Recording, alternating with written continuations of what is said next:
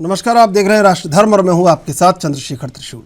राजस्थान कांग्रेस सड़क पर आ चुकी कलह के बीच आबूरोड में प्रधानमंत्री की सभा के सियासी मायने निकाले जा रहे हैं। नियम का हवाला देकर लाउड स्पीकर पर भाषण न देना, देरी से आने पर लोगों के सामने 3 बार नतमस्तक होना महज इत्तेफाक तो नहीं हो सकता। यही नहीं, राजस्थान बीजेपी के कई बड़े दिग्गज नेता एक साथ एक मंच पर थे, जिसे एकजुटता का मैसेज देने का प्रयास माना जा रहा है। वही राजनीतिक जानकार पीएम के दौरे को राज्य में आगामी विधानसभा चुनाव की तैयारियों से जोड़कर देख रहे हैं। उधर कांग्रेस की कलह के बीच सिरोही में हुई सभा और लोगों के सामने मोदी का लगनंदाज सियासी हलकों में चर्चा का विषय बने हुए हैं। दरअसल प्रधानमंत्री मोदी शुक्रवार रात को करीब 10 बजे गुजरात से आबूरोड की मानपुर हवाई पट्टी पर पहुंचे थे। यहां उनका संबोधन तय था, लेकिन मोदी ने नियमों का हवाला देते हुए रात 10 बजे के बाद लाउड स्पीकर पर भाषण देने से इनकार कर दिया। इसके बाद उन्होंने इंतजार कर रहे लोगों से क्षमा मांगी और 3 बार नतमस्तक हुए। वहीं दूसरी ओर इस पूरे घटनाक्रम के बाद राजस्थान के सीएम अशोक गहलोत ने पीएम मोदी पर निशाना साधा। उन्होंने कहा कि प्रधानमंत्री मोदी साबित करना चाहते हैं कि वे मुझसे ज़्यादा विनम्र हैं, इसीलिए कल उन्होंने राजस्थान के आबू में 3 बार दंडवत प्रणाम किया। वह जानते हैं कि राजस्थान में गहलोत की छवि एक विनम्र व्यक्ति की है और वह दिखावा करना चाहते हैं कि वो मुझसे ज़्यादा विनम्र है, लेकिन उनकी विनम्रता से कुछ नहीं होगा। गौरतलब है कि कांग्रेस में अब कुछ ही दिनों बाद अध्यक्ष पद के चुनाव होंगे और इस रेस में सीएम अशोक गहलोत भी शामिल थे। लेकिन दूसरी तरफ जैसे ही राजस्थान में पायलट गुट को इसकी भनक लगी, अब राजस्थान में सीएम की कुर्सी खाली होने वाली है, तो एक बार फिर से एक्टिव हो गए। सचिन पायलट ने एक बार फिर से सीएम बनने का ख्वाब देखा और दिल्ली में डेरा जमा लिया। लेकिन दूसरी तरफ गहलोत गुट के विधायकों ने विरोध कर दिया और सामूहिक इस्तीफा दे दिया। इधर विधायकों के इस इस्तीफे के बाद राजस्थान में एक बार फिर से ऑपरेशन लोटस की सुगबुगाहट तेज हो गई, जिसके बाद हाईकमान ने एक पूरे घटनाक्रम के बाद अशोक गहलोत को एक बार फिर से राजस्थान में ऑपरेशन लोटस को विफल करने के लिए राजस्थान भेज दिया।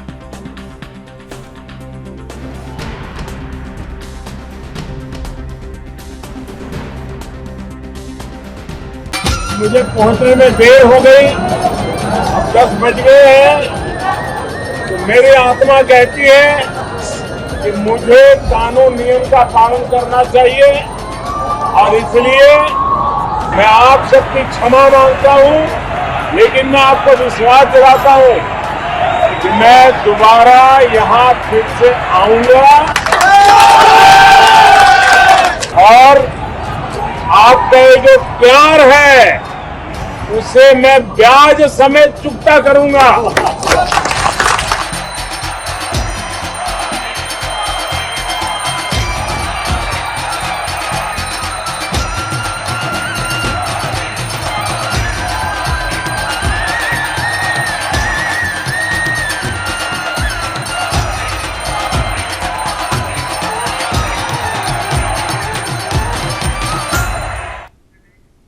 इस मुद्दे पर चर्चा करेंगे। 3 मेहमान हमारे साथ मौजूद हैं।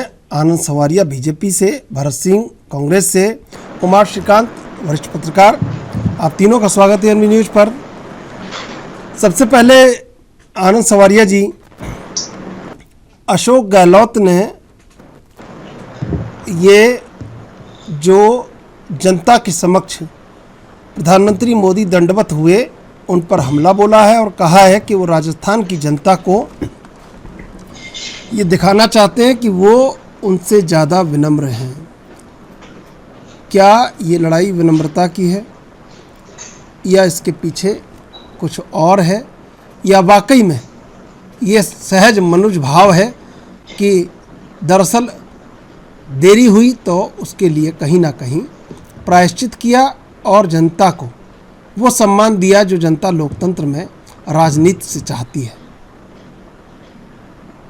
देखिए चंद्रशेखर जी, अब अशोक गहलोत जी जो अभी प्रकांड वहां पे हुआ है राजस्थान में और राष्ट्रीय अध्यक्ष के बारे में, वो बौखला गए। अब उनकी आदत बन गई है हमला करने की, चाहे वो सोनिया गांधी जी हो, मतलब हाई कमांड हो, उस पे हमला करना है, या जो भी ईर्ष्यावश वो अभी मोदी जी के ऊपर हमला कर रहे हैं। बट पूरी जनता समझ गई है कि नम्रता किसे कहते हैं। नम्रता जो भी दिखाई गई है कल माननीय प्रधानमंत्री जी ने, देखिए चंद्रशेखर जी, प्रधानमंत्री का कन्वॉय जब एक बार चलता है तो वो अप्रभात भाव से चलता रहता है।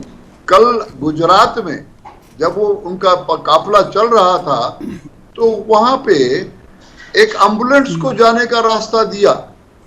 ये मतलब इसमें मैं कोई बड़ाई की बात इसलिए कहना चाह रहा हूं कि प्रधानमंत्री जो सबसे बड़ा एग्जीक्यूटिव हेड होता है नेशन का, और उसमें कितनी सारी कंस्ट्रेंट होती है, अगर मोदी जी का नाम लेऊं तो उनको तो नम्रता की पूर्त मूर्ति है।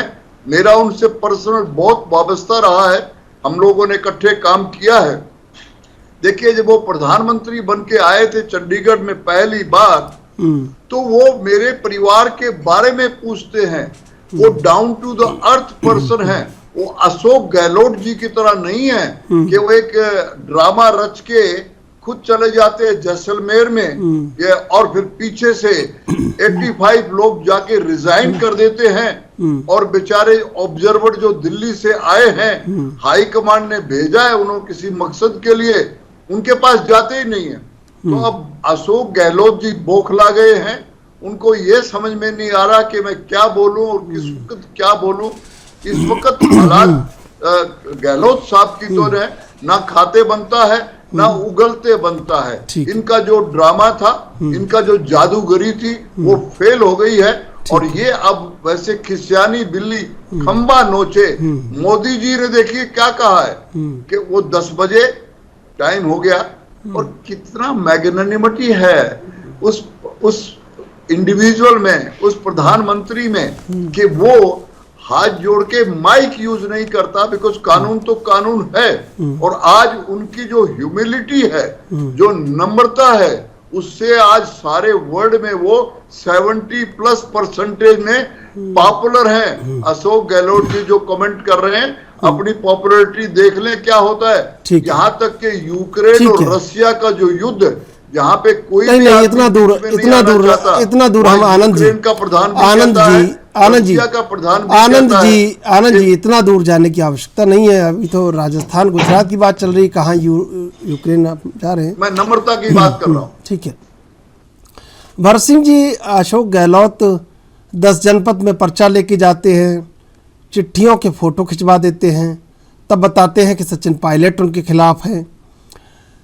दिल्ली में वो ये जाहिर करते हैं कि पूरी राजनीति उनको गिराने में लगी हुई है, और प्रधानमंत्री मोदी राजस्थान में घुसते हैं और लेट हो जाने पर जनता के समक्ष दंडवत होते हैं, प्रायश्चित करते हैं, तो उसको वो राजनीतिक पैंतरा बताते हैं। क्या लगता है आपको कि अशोक गहलोत इतना बड़ा कद हो गया है कि पूरी राजनीतिक कायनात उसके खिलाफ हो गई है, या वो कहीं ना कहीं मोदी पर हमला करके और दिल्ली की सिंपैथी हासिल करना चाहते हैं जो उन्होंने खो दी है? चंद्रशेखर जी, पहले तो ये समझ लीजिए कि जिस भी राइटर ने नरेंद्र मोदी जी का स्क्रिप्ट लिखा था, इस बार वो बहुत गलत हो गया। स्क्रिप्ट सही नहीं लिखा। मोदी जी चाहते हैं, लेट हो जाता है, और इतना लेट हो जाता है कि वो जो है अपना भाषण नहीं दे पाते हैं, और जनता के सामने जाके दंडवत होके क्षमा याचना मांग। क्षमा याचना किस लिए मांग रहे थे भाई? आप लेट हो गए इसलिए। तो मैं समझता हूँ ये तो बहुत छोटी सी बात थी कि आप लेट हो गए भाई, तो आपने क्षमा याचना मांग ली। क्षमा याचना तो आपको तब मांगना चाहिए था मोदी जी जब देश के सामने आप झूठ बोल के 2014 में देश के प्रधानमंत्री बने और जो छलावे से कि 15 लाख रुपया अगर हर बैंक के अकाउंट में आएगा ये कह के जो अब आए थे, और जब नहीं दे पाए तो क्षमा मांग लेना चाहिए था। दंडवत होकर क्षमा मांगते, 3 बार नहीं, एक ही बार दंडवत हो जाते। दूसरी बार दंडवत जब हो जाते जब इस देश के 700 किसान शहीद हुए और उसके बाद कृषि कानून आप तीनों वापस लिए, तब दंडवत होकर क्षमा मांग लेते। तब शायद लगता कि हाँ जो है कि आप सचमुच जो है बड़े विनम्र और नम्र हो गए हैं। क्षमा तब आप मांग लेते जब आप 2 करोड़ बेरोजगार हर साल जो है रोजगार देने की बात कर रहे थे और 2 करोड़ तो छोड़िए 2 लाख नहीं दे पा रहे हैं, तब आप जो है नौजवानों के सामने दंडवत होके क्षमा मांग लेते। आप दंडवत होके जो 100 रुपया डीजल और पेट्रोल हुआ है इस देश में और जो 200 रुपए का तेल हम खा रहे हैं, तब जनता के सामने 130 करोड़ जनता के सामने टीवी पे ही सही आके दंडवत होके क्षमा मांग लेते। तब ये लगता था कि भाई चलो जो है देश के प्रधानमंत्री बहुत ही विनम्र और बहुत ही नम्र हो गए हैं। जीएसटी जो आप उठाघाती जीएसटी जो लाके इतनी सबके सर पे लादे हुए हैं, उसके लिए क्षमा मांग लेते। तो ये सारे चीजों के लिए अगर क्षमा मांगते तो कहीं ना कहीं देश की जनता ये समझती कि हाँ नरेंद्र मोदी जी बहुत ही विनम्र हैं और इनसे गलती हो गई है, अब अगले चुनाव में गलती नहीं होगी और उसके बाद में हम लोग इनको माफ कर देते हैं। देखिए देश की जनता ये समझ चुकी है कि भाजपा के नेता और देश के प्रधानमंत्री नरेंद्र मोदी जी ये जो करते हैं सब ये नौटंकी है, एक स्क्रिप्टेड लिखा हुआ जो दिया जाता है इनको उस चलिए बिल्कुल ठीक है। मैं तो मानता था देश के प्रधानमंत्री को, मैं आऊंगा आपके पास। बहुत बड़े व्यक्ति तब बन जाते थे जब ये सारी चीजों के लिए क्षमा मांगते। ठीक है। कुमार श्रीकांत जी, कांग्रेस ने कहा कि विनम्रता का स्वांग हो रहा है। भरत सिंह जी कह रहे हैं कि स्क्रिप्ट राइटर ने स्क्रिप्ट लिखी है। दरअसल जून में वहाँ पर जो एक होटल है उसमें सांस्कृतिक कार्यक्रम होते थे, वहीं पर रिजॉर्ट में विधायक रुके हुए थे कांग्रेस के, और जब जून में मुख्यमंत्री अशोक गहलोत वहाँ पहुँचे तो उन्होंने उन सब सांस्कृतिक कार्यक्रमों को 10 बजे के बाद बंद करवा दिया। इसके बाद प्रधानमंत्री मोदी वहाँ पहुँचते हैं और 10 बजे का उल्लेख फिर उसी पुनरावृत्ति के रूप में होता है। तो कहीं ना कहीं कैसे इसको देखें? मारवाड़ कहा जाता है राजस्थान में कि जिसने मारवाड़ जीत लिया उसने राजस्थान को जीत लिया। जो राजनीतिक लड़ाई है, जो लोकतांत्रिक लड़ाई है, और उससे पहले अमित शाह वहाँ दौरा करते हैं। तो क्या लग रहा है कि कहीं ना कहीं एकजुटता का संदेश देने की कोशिश की, कहीं ना कहीं राजस्थान में दंडवत होने के बाद अब ये आंतरिक संदेश भी अपने नेताओं को दिया है कि अब अहंकार या किसी भी तरह की उद्दंडता छोड़ दें और एकजुटता करें? क्या संदेश देने का प्रयास किया है? क्योंकि बॉडी लैंग्वेज के बारे में बहुत चर्चा होती है, तो ये क्या बॉडी लैंग्वेज है, इसको कैसे देखें? देखिए, सबसे पहले तो देश का प्रधानमंत्री अगर नियमों का पालन करता है और 10 बज जाते हैं और एक तरीके से देखिए कि वो जनसभा नहीं कर रहे हैं, बातचीत नहीं कर रहे हैं और माफी मांग रहे हैं, दंडवत होकर वो माफी मांग रहे हैं, तो इस चीज का स्वागत होना चाहिए। और अगर नरेंद्र मोदी इस तरीके की लकीर खींच रहे हैं तो उसका अनुपालन और पालन बाकी नेताओं को भी करना चाहिए, वो सत्ता पक्ष की हो या विपक्ष की हो, क्योंकि अच्छी चीजें अगर नेता एक दूसरे से सीख सकते हैं, बेहतर चीजें, तो मुझे लगता है उस चीज का स्वागत होना चाहिए। दूसरी चीज, मारवाड़ की आप बात करें, देखिए मारवाड़ में कहा जाता है कि मारवाड़ सत्ता जरूर दिला देता है, इसमें कोई दो राय नहीं है, लेकिन मारवाड़ एक तरफ कभी भी किसी एक व्यक्ति के पक्ष में नहीं होता है। जहां पे भी 60 से 70% मारवाड़ जाता है उस व्यक्ति की सत्ता बन जाती है। और पिछली बार आपने देखा किस तरीके से पूरे राजस्थान में एक नारा गूंजा कि मोदी तुझसे बैर नहीं और वसुंधरा तेरी खैर नहीं। मुझे लगता है ये विनम्रता जो नरेंद्र मोदी मंच पर दिखा रहे हैं वो कहीं ना कहीं वसुंधरा राजे को भी चेताने की कोशिश कर रहे हैं। जैसा कि आपका सवाल है कि अब विनम्रता लाइए और थोड़ा नतमस्तक होइए, जनता जनार्दन के सामने जाके खड़े हो जाइए। क्योंकि मैं व्यक्तिगत तौर पे मैं आपको बताऊं, केवल एक मिनट लूंगा। वसुंधरा जो है एक इगोइस्टिक नेता मानी जाती है। वो ठसक, वो राजतंत्र की ठसक या फिर वो राजा रजवाड़ों की उनके अंदर जो अभी खुबारी है वो उतरी नहीं है। 7 बजे के बाद जैसे कि पाकिस्तान के पीएम इमरान खान काम नहीं करते, वैसे वसुंधरा भी 7 बजे के बाद काम नहीं करती।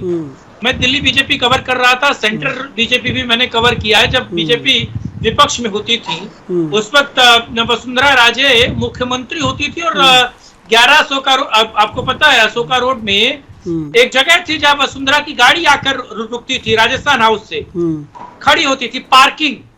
उस पार्किंग में किसी और की गाड़ी लग गई थी। सोचिए, वसुंधरा आई अपने दलबल के साथ और जब उनको पार्किंग नहीं मिली और ये कहा गया कि मैडम थोड़ा इधर लगा लीजिए दूसरी तरफ, वसुंधरा नाराज होकर दूसरे गेट से अपनी गाड़ी लेकर निकल ली। तो दूसरी चीज ये है कि नरेंद्र मोदी हो या अमित शाह हो, अभी भी वसुंधरा को बांध नहीं पाए, वसुंधरा को छाट नहीं पाए, वसुंधरा का अभी भी सब्स्टिट्यूट नहीं निकाल पाए।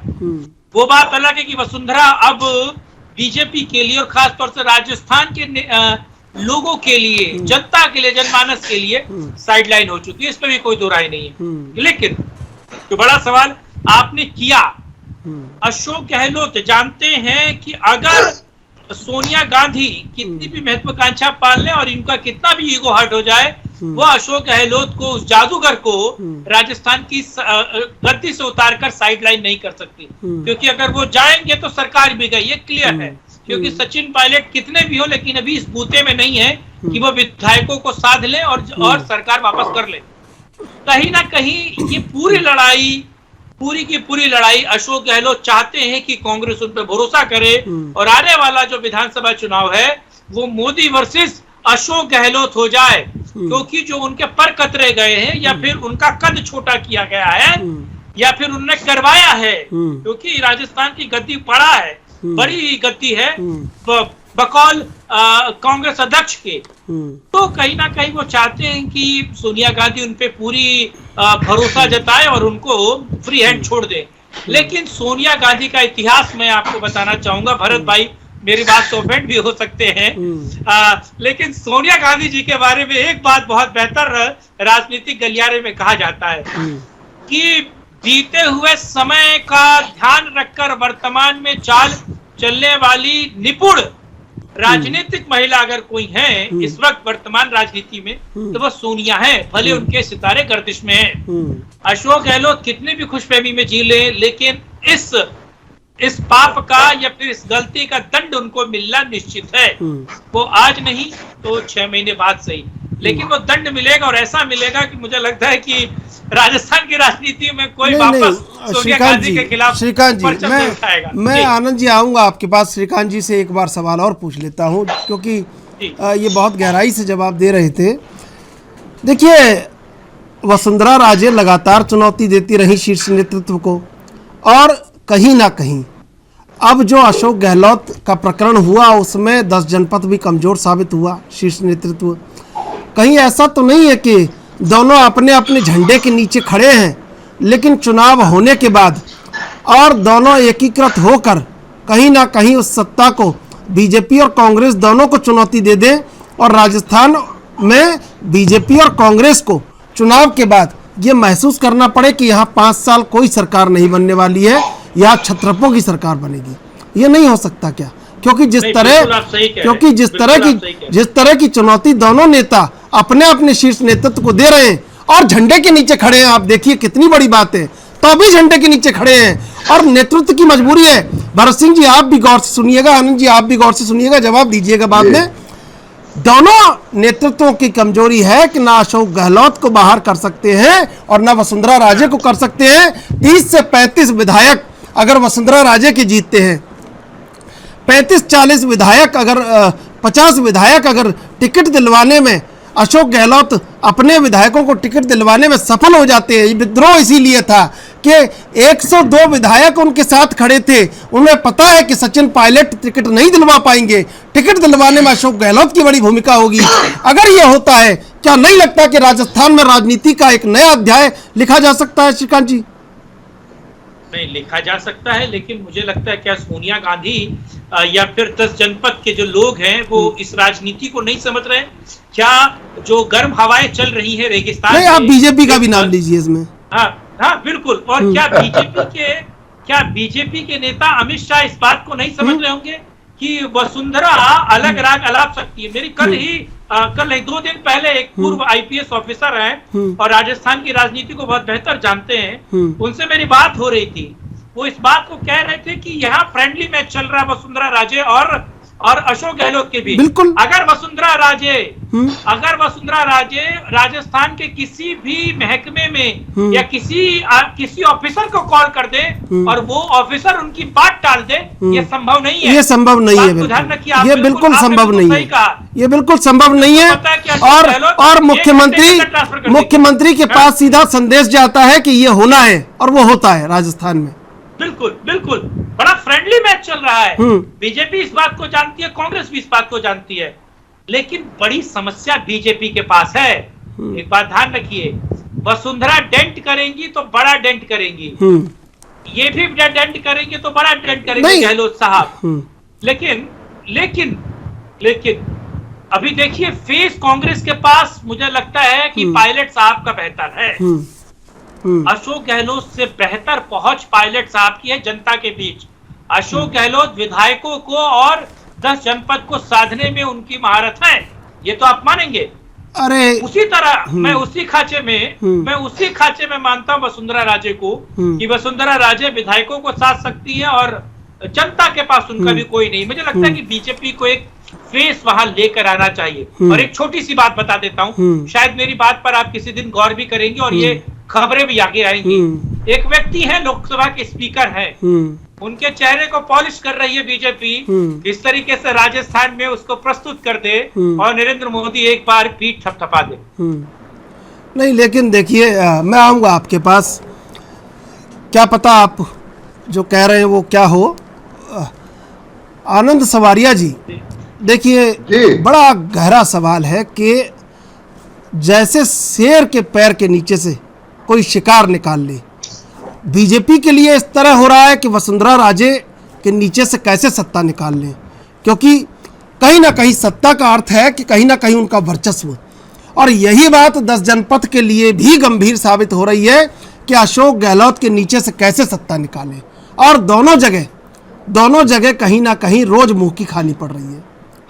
और मुझे सवाल बड़ी गंभीरता से देना, क्योंकि जवाब बड़ी गंभीरता से देना, क्योंकि मैं आपको बता दूं 7 संभाग में कहीं ना कहीं जो राजस्थान के 7 संभाग हैं उनमें जो वर्चस्व है आंतरिक स्तर पे और रूरल सेक्टर में जो वर्चस्व है वो कहीं ना कहीं वसुंधरा राजे और अशोक गहलोत ने उसको पूरी तरह पुख्ता किया हुआ है। और उस पर पकड़ बनाना किसी के हाथ में अगर कोई करता है तो बहुत मुश्किल बात है ये समय। बिल्कुल चंद्रशेखर जी, अभी मैं श्रीकांत जी को सुन रहा था, बड़े सुलझे हुए तरीके से उन्होंने राजस्थान की पॉलिटिक्स को एनालाइज किया है। और मैं भरत सिंह जी को भी सुन रहा था, चलो वो तो कहेंगे क्या बेचारे, जब उनके अशोक गहलोत और आला कमान की दुर्गति हो गई है तो उसके बाद उन्होंने यही कहना। अरे भाई दोनों एक ही स्थिति में आप राजस्थान के परिप्रेक्ष्य को लेकर नहीं हाँ।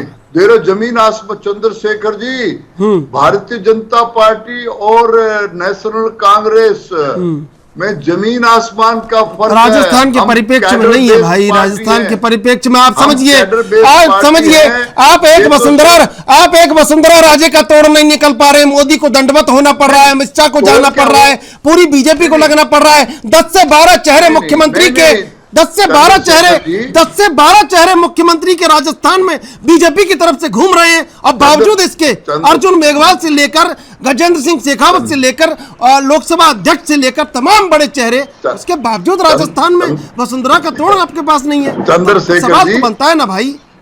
चंद्रशेखर जी, ये जो मुख्यमंत्री का चेहरा राजस्थान में होगा, या मैं ये कहना चाह रहा हूं कि हमारी पार्टी एक कैडर पार्टी है, कैडर बेस्ड पार्टी। हम कुर्सी के पीछे नहीं जाते, हम सत्ता के पीछे नहीं जाते। मैं तो कह रहा हूं कांग्रेस की आइडियोलॉजी है सत्ता हटी कांग्रेस बटी।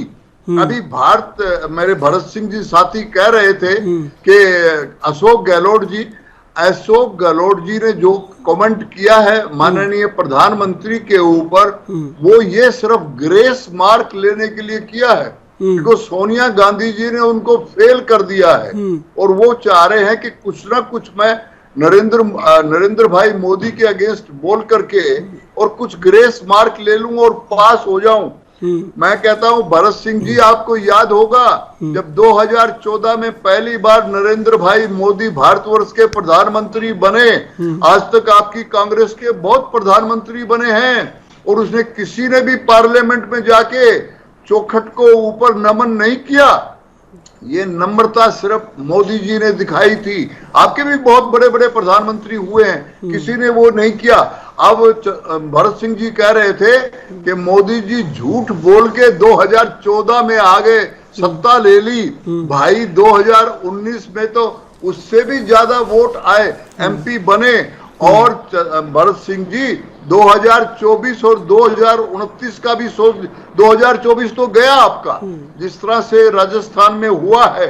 और सोनिया गांधी जी को आला कमान को पहली बार मैंने जिंदगी में सुना है। इतने सालों से ठीक है आनंद संवरिया जी, देखिए अमित शाह भाई थे, अमित शाह जी थे, भाई रुकिए, भरत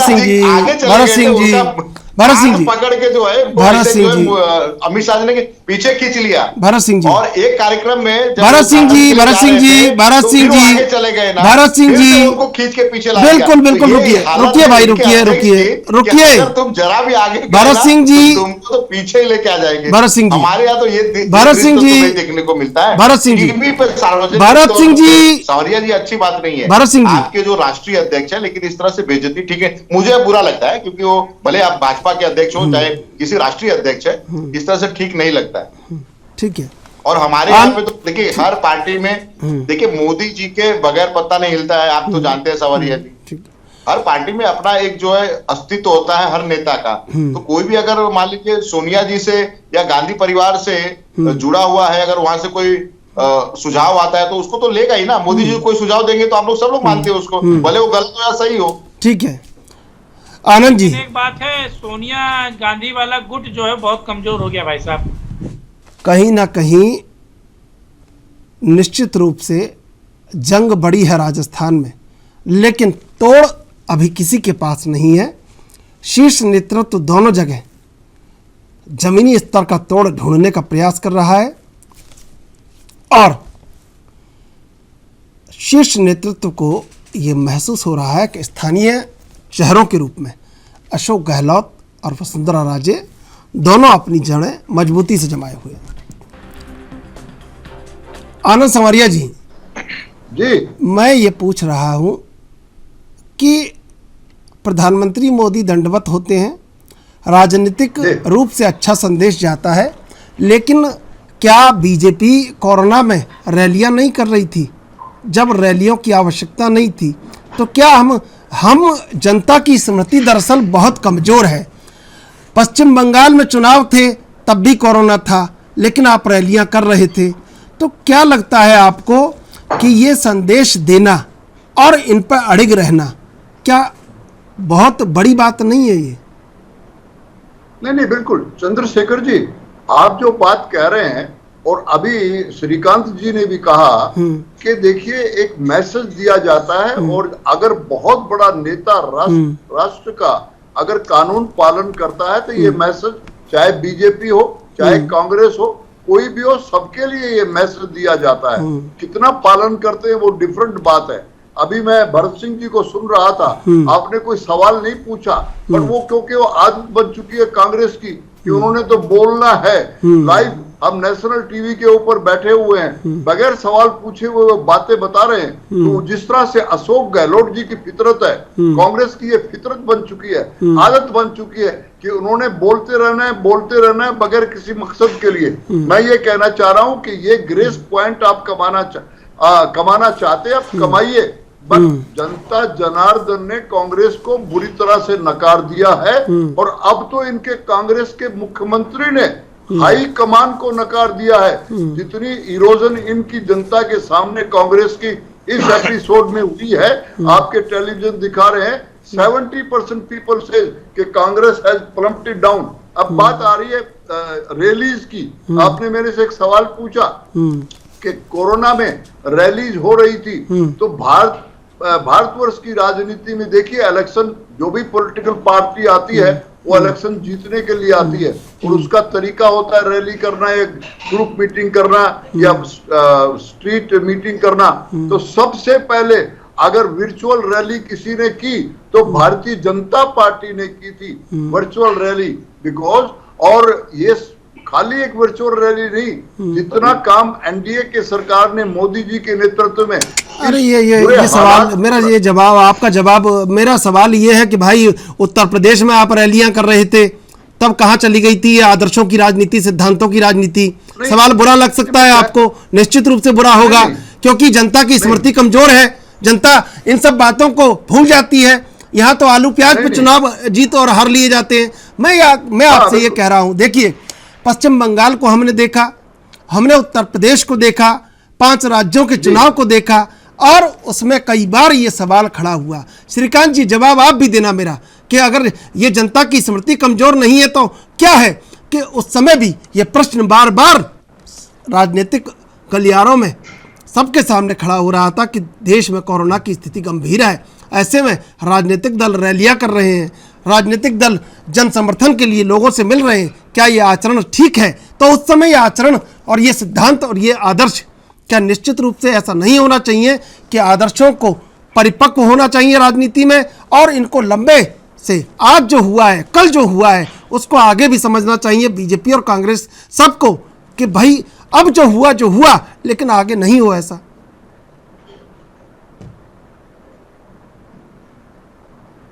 आनंद संवरिया जी। जी, नहीं, मैं बिल्कुल मानता हूं चंद्रशेखर जी, आपके सवाल का मैं जवाब दे चुका हूं कि भारतीय जनता पार्टी पहली पॉलिटिकल पार्टी थी इन इलेक्शन के दौरान में जिसने वर्चुअल रैली अरे भाई की थी। आपको गलती भी माननी चाहिए, किया था भाई, रैलियां कर रही थी बीजेपी और कांग्रेस दोनों। चलिए मैं आऊंगा आपके पास। भरत सिंह जी, क्या जो राजनीतिक संदेश, जो प्रतीकात्मक संदेश बड़े नेताओं के, शीर्ष नेताओं के द्वारा दिए जाते हैं, जो राजनीतिक आदर्श हैं देश के, क्या उन पर राजनीतिक दलों को उसी पंक्ति में नहीं चलना चाहिए? उसका उन आदर्शों का अनुसरण नहीं करना चाहिए, उन सिद्धांतों का अनुसरण नहीं करना चाहिए, उस जैसा आचरण नहीं करने की आवश्यकता है? देखिए, एकदम आपने सही कहा, कोई गलत बात नहीं कहा, एकदम सही और सटीक बात पूछा है, वो चाहे भाजपा हो चाहे कांग्रेस हो। देखिए, वो एक में वो ऐसी पार्टी है, और हमारे अध्यक्ष उस समय राहुल गांधी जी जो थे, उन्होंने जब कोरोना की स्थिति इस तरह भयानक थी तो कम से कम 3 से 4 मीटिंग ऐसा था जो स्थगित कर दिया था, कलकत्ता वाली रैली। और उसी रैली में जो है बार बार सारी मीडिया ये दिखाती थी, शायद आपका चैनल भी दिखाया होगा, कि अमित शाह तो मास्क भी नहीं लगाते थे। और आनंद संवरिया जी जो कहते हैं, विनम्रता की बात करते हैं, माफी की बात करते हैं, दंडवत की बात करते हैं, तो ये सब, एक मैंने कहा ना कि जो भी स्क्रिप्ट इस बार लिखा था वो स्क्रिप्ट बहुत गलत लिख दिया था। मुझे लगता है कि इसके बाद उनको जो है डांट वाट मिलेगी कि भाई तुम गलती करते हो, स्क्रिप्ट इस तरह से मत लिखा करो। अब मुझे वहां पे दंडवत किसके लिए होना था ये तो बताया नहीं स्क्रिप्ट में। एक्चुअली जो है ये दंडवत, श्रीकांत भाई मैं आपकी बातों से एकदम सहमत हूँ, 100% सहमत हूँ, कि वो जो दंडवत हुए थे ना, वो वसुंधरा राजे के लिए जाके दंडवत हुए थे कि माता मैं आ गया हूं और मैं आपके सामने 3 बार दंडवत होता हूं, कम से कम अब तो यहाँ पे सरकार ला दो, क्योंकि अभी हमारी जो है 5 साल से झोली खाली है। तो वो दंडवत जो है वो जनता के सामने ना होके नरेंद्र मोदी जी, वसुंधरा राजे जी के सामने 3 बार दंडवत हुए थे।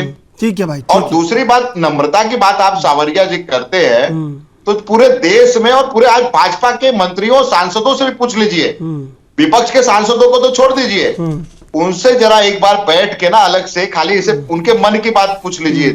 देश की मन की बात तो कहते हैं मोदी जी, अपने मन की बात बता देते हैं, लेकिन सांसदों और अपने नेताओं और मंत्रियों की बात पूछिए। क्या नरेंद्र मोदी जी किसी भी नेता को कुछ गिनते हैं क्या उनको कभी 10 मिनट का टाइम देके बात करने की कोशिश कोई सांसद करता है जो चुन के आता है? 17-18 लाख लोगों का प्रतिनिधित्व करता है वो सांसद अगर मिलने का समय मांगता है, आपकी पार्टी का बता रहा हूं, विपक्ष के नहीं बता रहा हूं, उस सांसद को मिलने के लिए भी महीनों तक कतार में लगना पड़ता है। तो ये विनम्रता है नरेंद्र मोदी जी की, ये दंडवता जो है दंडवता जो है ना, ये नरेंद्र मोदी जी की है। अब ये दंडवता कहेंगे कि उदंडता कहेंगे, ये तो सावरिया जी आप ही बता सकते हो। और मैं ये कह रहा था सभ्य भाषा का इस्तेमाल करें हम नहीं, सब मैं एकदम मैं अच्छे से बोल रहा हूं। मैं तो ये कह रहा हूं कि देखिए स्क्रिप्ट क्या होता है, स्क्रिप्ट इस तरह से लिखा जाता है कि आप एक जगह चुनाव प्रचार करते रहिए, लोग जो है लोगों के जान से खेलते रहिए, और दूसरे जगह आके आप कहें कि मैं दंडवत हो जा रहा हूं और मुझे माफ कर दीजिएगा। ये तो देखिए देश के प्रधानमंत्री थे, अगर 10 बजे के बाद लाउड स्पीकर अगर चालू करके बात करो तो देश में मैसेज गलत जाता ना। तो उन्होंने जो किया तो कोई इतना बड़ा कुछ ऐसा नहीं कर दिया कि देश के प्रधानमंत्री नहीं, पर ये हमेशा रहना चाहिए भाई, ये हमेशा रहना चाहिए। श्रीकांत जी मैं आऊंगा भरत सिंह जी एक ही बात है। राजनीति में आपने कहा ना गहलोत जी के ऊपर या वसुंधरा राजे के ऊपर जो आपने बात छेड़ी थी, और श्रीकांत भाई भी सहमत थे। देखिए राजनीति संभावनाओं का खेल है, कब क्या होगा ये किसी को नहीं पता, बस ये कहना। बिल्कुल ठीक है श्रीकांत जी, पर उपदेश कुशल बहुतेरे जे आचरही ते नर न घनेरे। नहीं लगता कि यह उपदेश देना और उन पर चलना, राजनीतिक दलों ने कोरोना में खूब जमकर उल्लंघन किया और सुप्रीम कोर्ट तक ने कहा कि रैलियां नहीं होनी चाहिए। क्या लगता है आपको कि अगर जो अब हुआ है तो आगे ना हो, इसके लिए प्रतिबद्धता सबको दर्शानी चाहिए? राजनीति अपनी जगह लेकिन लोगों का जीवन अपनी जगह।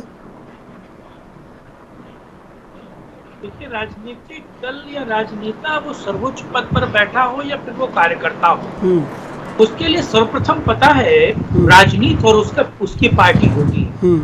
राजनेता पिकर एंड चूजर होता है, वो कभी भी किसी चीज को पिक कर सकता है, कभी किसी भी चीज को वो डिनाई कर सकता है। और खास तौर से राजनेताओं की जो प्रजाति है, उस प्रजाति में खास तरीके की एक बीमारी पाई जाती है जिसे कहते हैं डिनाइल मोड। वो आज इस चीज को अच्छा कहेंगे, कॉन्फ्लिक्ट करेंगे, और कल उसी चीज को वो अलग कहने लगेंगे। तो ये डायकोटमिक बिहेवियर जो है वो अधिकांश आप नेताओं में देखेंगे। तो नेता हमारे साथ बैठे हुए हैं, फिर भी मैं इस बात को कह रहा हूँ। देखिए आप कोविड के दौरान की बात कर रहे हैं, कोविड में आपने देखा किस तरीके से राहुल गांधी ने अपनी यात्राओं को, रैलियों को बंद कर दिया, क्योंकि रैली और यात्राओं में भीड़ नहीं थी। इस बात को भी आप मानेंगे, नहीं तो आप पश्चिम बंगाल में वोट प्रतिशत और मिलने वाला विधायकों की संख्या आप समझ सकते हैं वो शून्य है। दूसरी चीज, बीजेपी देर आई दुरुस्त आई, बीजेपी और नरेंद्र मोदी का चेहरा इस्तेमाल किया। मुझे लगता है बीजेपी ने अपनी भद भी पिटवाई कि कोविड काल में वो रैलियां कर रही थी, और अंत में अपनी इज्जत बचाने के लिए जो बची खुशी कसर थी, लास्ट के दो उसमें चरणों में नरेंद्र मोदी ने, अमित शाह ने अपनी यात्राएं भी बंद कर दी। मुझे लगता है कि अगर गटर में उतरना ही था तो पूरी तरीके से उतरते, आधा उतरना और आधा बचना ये ठीक नहीं है। दूसरी चीज मुझे लगता है, देखिए आप राजनेताओं से शुचिता की उम्मीद करेंगे, ईमानदारी की उम्मीद करेंगे, धवल चेहरे और धवल राजनीति की उम्मीद करेंगे, तो ये हमें लगता है हम बेईमानी कर रहे हैं, अपने आप से बेईमानी कर रहे हैं, और हमारी उम्मीद गलत जगह और गलत लोगों से है। राजनेताओं से राजनीति छोड़कर कुछ और उम्मीद करना मुझे लगता है कि ये बेईमानी है। ये वक्त राजनेताओं से शुद्ध राजनीति का ही कर लें, वही बहुत है। लेकिन एक और चीज मैं इसमें बोले जा रहा हूँ, मुझे लगता है कि इस पर गौर करना चाहिए कि अगर नरेंद्र मोदी नतमस्तक हो रहे हैं तो आप कह लीजिए आपका काम है भरत भाई कि वो वसुंधरा के सामने नतमस्तक हो रहे। मुझे लगता है कि ये अच्छी चीज है कि वो माफी मांग रहे हैं, दंडवत हो रहे हैं, जो भीड़ उनको देखने सुनने के लिए इतने देर से बैठी हुई थी, उसके सामने अगर वो नतमस्तक हो रहे हैं, माफी मांग रहे हैं, क्या आपने देखा है किसी और राजनेता को, भरत जी, कि वो अपने श्रोताओं से और उस रैली में आए हुए लोगों से हाथ जोड़कर माफी मांग रहा हो? मैं एक और आपको उदाहरण दे रहा हूँ, 2013 का उदाहरण दे रहा हूँ। पटना की उस रैली में मैं मौजूद था और मैं एक टीवी चैनल के तरफ से उस प्रोग्राम को, मतलब उस रैली को कवर कर रहा था। मुझे एक मिनट दीजिएगा प्लीज जी। मेरी वाइफ बार बार मुझे कॉल करके पूछ रही थी कि यार तुम ठीक तो हो, क्योंकि टीवी पर लगातार बताया जा रहा था कि वहाँ आरडीएक्स फट रहा है, वहाँ बम विस्फोट हो रहा है। और वो प्रेस की दीर्घा में मैं था और मुझे भी डर लग रहा था, क्योंकि मुझे भी पता है ये जो बम फट रहा है, जिसको नरेंद्र मोदी कह रहे थे उस वक्त के गुजरात के मुख्यमंत्री कि अति उत्साही लोग बम फोड़ रहे हैं, पटाखे फोड़ रहे हैं, कृपया वो इससे दूर रहें।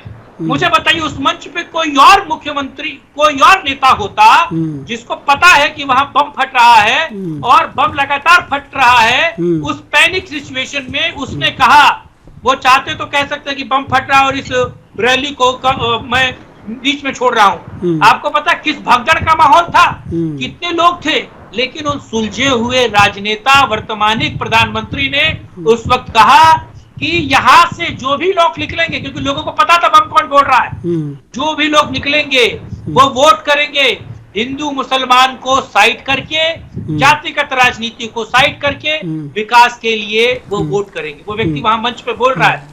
और मैं उस वक्त के जो डीजीपी थे उनका भी मैंने उसके बाद इंटरव्यू किया था, उन्होंने भी इस बात को कहा था कि हमें बेहतर तरीके से पता था कि मुख्यमंत्री को तो सुरक्षित कर लेंगे, लेकिन गांधी मैदान में जो बम फट रहा है, लेकिन राजस्थान में हालात अलग है ना। राजस्थान में तो बम फटा हुआ हाथ में रखा है,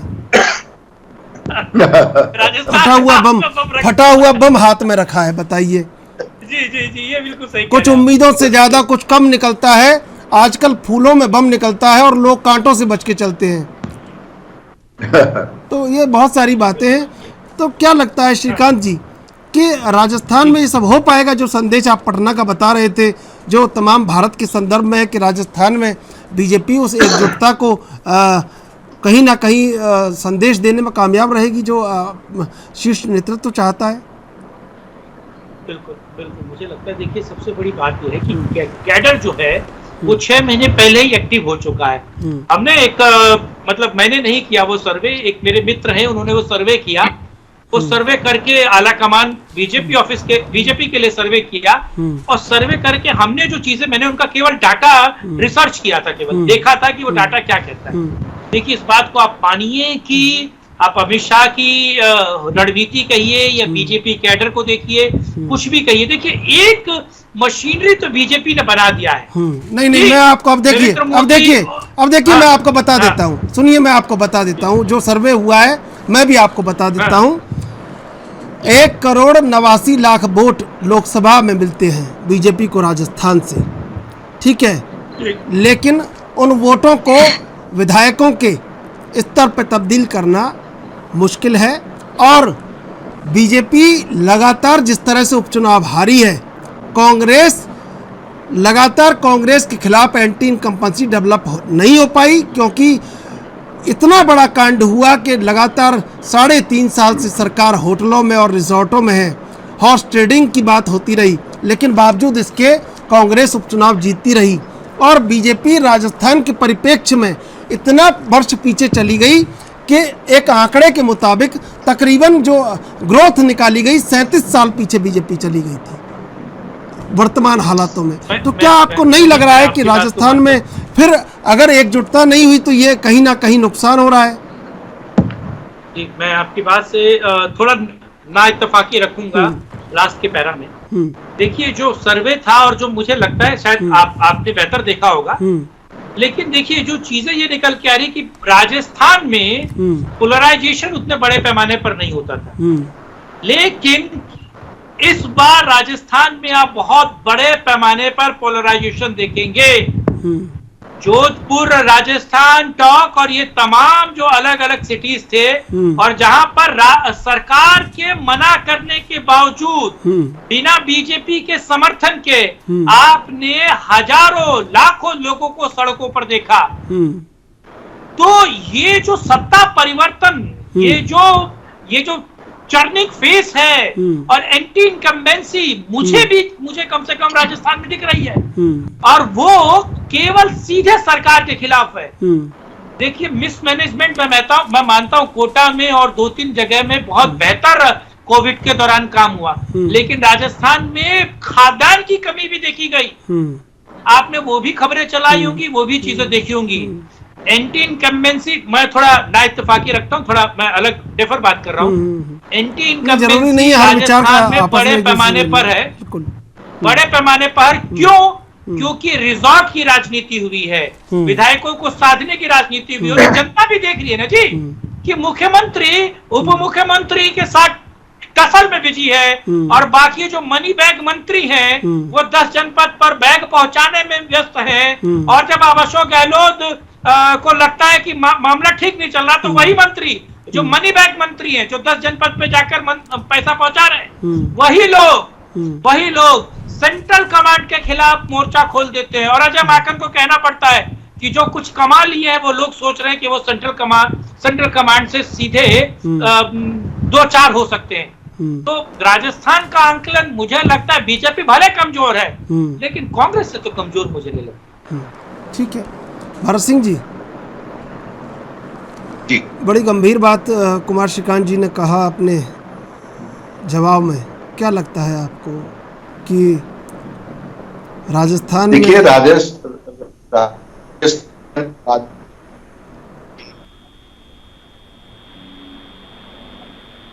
जी इकट्ठी नहीं चली है, लेकिन इस बार पहली बार ऐसा होगा कि राजस्थान में फिर से कांग्रेस की सरकार बन गई है। अब वो मीडिया रिपोर्ट क्या कहती है, अब आनंद जी क्या कहते हैं, अब भाई साहब हमारे क्या कहते हैं, अब भाई साहब हमारे क्या कहते हैं, ठीक है, अपना अपना तर्क है। लेकिन मैं आपको एकदम आज चैनल पे बैठ के बता देता हूँ, फिर हम जब 2 साल के बाद 1.5 साल के बाद चुनाव होगा तो आपको ये पता चलेगा कि हाँ, अशोक गहलोत के नेतृत्व में राजस्थान फिर से बार मुख्यमंत्री बनने के लिए तैयारी करके रखी। और कहीं से भी देखिएगा, देखिए क्या होना कि इस समय जो देश की स्थिति है ना, हर आदमी ना त्रस्त है वो महंगाई से, बेरोजगारी से। ये सारे चीज ऐसे है ना जिसको कह के बीजेपी आई। बीजेपी जब सत्ता में आई ना तो सिर्फ भ्रष्टाचार की बात करके आई, बेरोजगारी की बात करके आई, महंगाई की बात करके आई।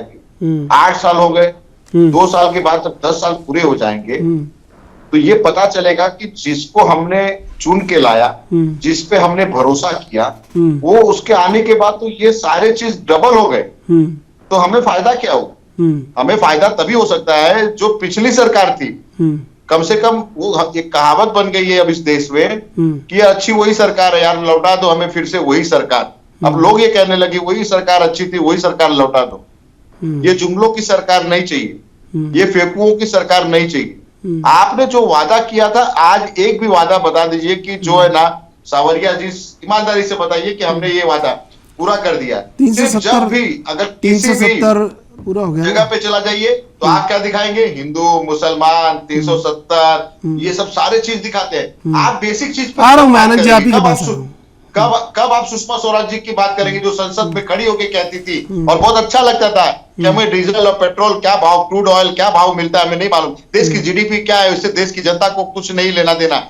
देश की जनता को ये लेना देना है कि उसका पेट कैसे भरता है, उसको 2 वक्त की रोटी कैसे मिलती है। ये आपकी नेता प्रतिपक्ष की जो हुआ करती थी और बहुत शानदार वक्ता थी सुषमा स्वराज जी, वो ये कहती थी।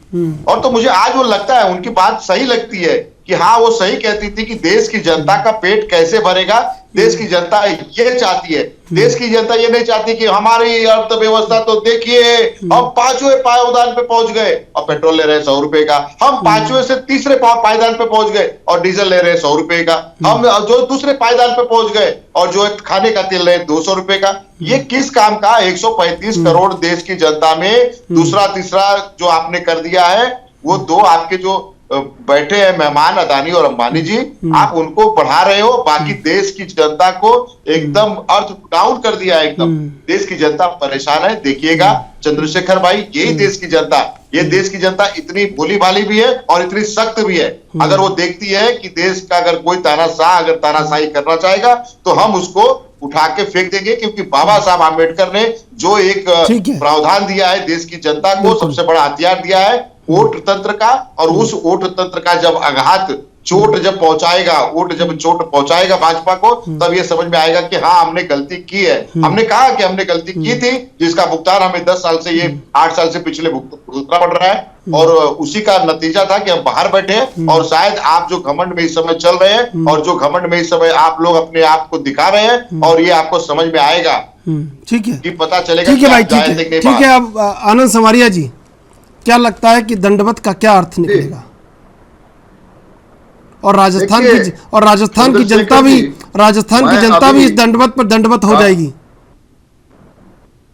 कांग्रेस प्रवक्ता भरत सिंह जी को सुन रहा था और आप कह रहे थे कि थोड़ी शिष्ट भाषा का उपयोग कीजिए। चलो, मैं इनसे कोई सभ्यता की कोई भी अपेक्षा नहीं कर सकता, जिसका के राहुल गांधी जैसा आदमी कैबिनेट की ऑर्डिनेंस को फाड़ दे। छोड़िए, बड़ी लंबी बात हो जाएगी। ये कह रहे थे कि राहुल गांधी जी ने रैली कैंसिल कर दी। अभी श्रीकांत जी ने बताया कि रैली कैंसिल इसलिए कि वहां भीड़ नहीं थी कोरोना के टाइम में। तो ये सब बातें छोड़िए, अब इन्होंने एक बड़ी बात कही है, पर कांग्रेस से मैं उम्मीद करता हूं और ऐसा ही कहेंगे ये, क्योंकि ये कहते हैं कि उन्होंने वसुंधरा के सामने नतमस्तक हो गए। भरत कुमार जी, थोड़ा सा तो भारतवर्ष की संस्कृति का ख्याल करिए।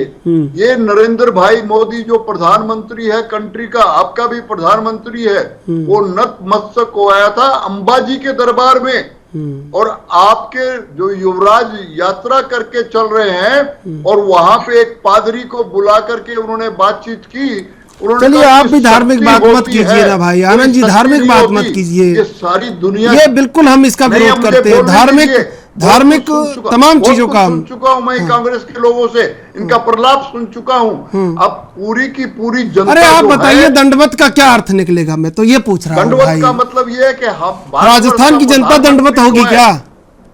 नहीं, जनता दंडवत बिल्कुल। अभी श्रीकांत जी ने बताया आने वाले समय में भारतीय जनता पार्टी नरेंद्र भाई मोदी और बीजेपी को पूरा दिल खोल के वोट देगी और हमारी अपनी सरकार बनेगी। जनता को हम दंडवत नहीं चाहते, जनता से हम आशीर्वाद चाहते हैं। और जो भरत कुमार जी बोल रहे हैं, आपका तो जो हालात अभी राजस्थान में हुआ है, उसके बाद तो अब अपनी जमानत बचाने की कोशिश करिए किसी तरह से। आपको 2-3 सीट, आपका जो यूपी वाला हाल और भरत सिंह की यूपी वाला हाल होने वाला है, जहाँ के छोड़िए जो आपका बंगाल में हाल हुआ है। आप श्रीकांत जी की बात सुन लीजिए, मेरी मत सुनिए, वे सुलझे हुए पत्रकार हैं। ऐसे मानोगे जो पटना में बात हुई, क्या आपके राहुल गांधी या सोनिया गांधी भाषण देती तो क्या ऐसा इतना जज्बा दिखा सकती थी? भूल जाइए, राजस्थान जनता ने मन बना लिया है इस तरह से लॉ एंड ऑर्डर आपके यहाँ, क्योंकि आपके यहाँ ठीक है भाई, ठीक है। कुमार श्रीकांत जी, समय समाप्त हो रहा है। मैं ये जानना चाहता हूं कि ये दंडवत है, इसके आगे की कहानी कैसे लगती है बीजेपी के लिए आपको? मुझे लगता है कि अगर नरेंद्र मोदी वसुंधरा राजे के सामने दंडवत हुए हैं तो वसुंधरा राजे को नहीं, नरेंद्र मोदी को शुभकामनाएं देनी चाहिए कि एक पुरुष इस नवरात्रों के दिन में एक महिला के सामने नतमस्तक हो रहा है। देवी के ये शारदीय नवरात्रों के दिन चल रहे हैं, और अगर कोई महिला का सम्मान भी कर रहा है, मैं भरत जी की बात मान लेता हूँ, बड़ा गहरा अर्थ निकाला। मातृ शक्ति के सामने महिला का सम्मान हो रहा है, तो मुझे लगता है कि सुन लीजिए भाई, सुन लीजिए भरत सिंह जी, सुन लीजिए भाई, सुन लीजिए। ही आगे कोट करता हूँ, मैं ऐसे नेता को सलाम करता हूँ जो मातृ शक्ति के सामने नतमस्तक हो रहा है। भरत भाई, इसमें कोई गलत नहीं है। राहुल गांधी अगर सोनिया गांधी के सामने नतमस्तक हो रहे हैं तो वो उनकी माँ है, और माँ से बेटे का प्रेम बहुत बढ़िया है। मैं मानता हूं कि नरेंद्र मोदी से थोड़ी कम उम्र की होंगी वसुंधरा राजे, लेकिन महिला शक्ति के सामने भरत सिंह जी कुछ कहना चाह रहे हैं, भरत सिंह जी कुछ कहना चाह रहे हैं, हो रहा है। भरत सिंह जी कुछ कहना चाह रहे हैं, भरत सिंह जी कुछ कहना चाह रहे हैं। मैं कह रहा हूं कि जब मैं यही कह रहा था कि महिला शक्ति का अनुकरण करके अगर दंडवत हो रहे तो मैं खुद उनको प्रणाम करता हूं, लेकिन जो गुजरात में बिल्किस बानो के जो हत्यारों को छोड़ा गया, जो कोर्ट से छोड़ा गया, उनकी सरकार ने जो छुड़वाया, नहीं, बहुत गहरा है, बहुत बड़ी, बहुत दूर तक जाएगी बात, लेकिन जो श्रीकांत जी ने कहा यही निष्कर्ष है। ये सिर्फ और सिर्फ बिल्कुल समय समाप्त हो रहा है। भरत सिंह जी, आनंद सवारिया जी, कुमार श्रीकांत जी, आप तीनों का धन्यवाद डिबेट में जुड़ने के लिए। प्रधानमंत्री मोदी जनता के सामने प्रायश्चित के लिए दंडवत हुए, लेकिन क्या राजस्थान की जनता अपना पूरा आशीर्वाद प्रधानमंत्री मोदी को देगी, बीजेपी को देगी? ये आने वाला वक्त तय करेगा। बहरहाल देश विदेश की ताज़ा तरीन खबरों के लिए आप देखते रहिए एएनबी न्यूज।